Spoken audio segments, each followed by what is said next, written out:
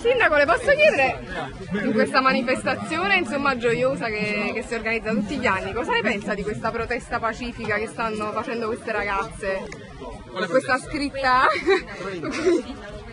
Dipende di quale problema, tu hai occupato di cosa? Tutti i problemi che ci sono in questa città, le cose che ci fanno, lei ogni tanto non si spasteria anche lei. Secondo te il sindaco non si spasteria? Che possiamo fare per incentivare? Secondo me impegnarsi tutti per dare il contributo a migliorare la nostra città. Cioè in realtà poi ognuno quando si alza la mattina dovrebbe in fin dei conti sentirsi un piccolo sindaco.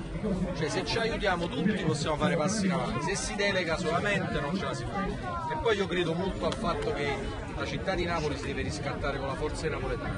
Cioè io credo molto nella nostra forza, nella nostra passione. Ci sono dei momenti dove anche io non ci fastidio. Perché è pesante fare il parole, però non bisogna mai scoraggiarsi e mai deprimersi e trovare sempre delle energie positive. Io conto su di voi, siete giovani, penso che amate Napoli, no? Certo. E poi guarda, c'era un grande maestro che quando decisi di fare il magistrato mi ispirai a Paolo Borsellino.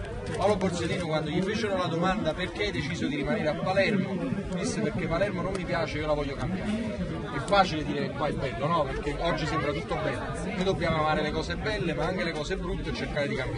Quello è il vero amore, amare le cose facili e semplici e belle è possibile. Quindi se mi date una mano, ci aiutiamo a vicenda, magari qualcuno di voi domani può diventare sindaco. No?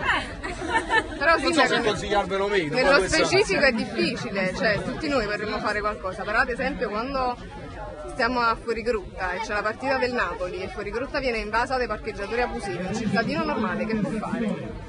Il parcheggiatore abusivo devi denunciare, devi fare, insomma. E la polizia municipale perché? Sto là, chiediglielo a lui. La Vabbè. polizia municipale. Facciamo Non si dice. l'uomo deve fare qualcosa. Non ci dice. Quest'anno non l'avete fatto.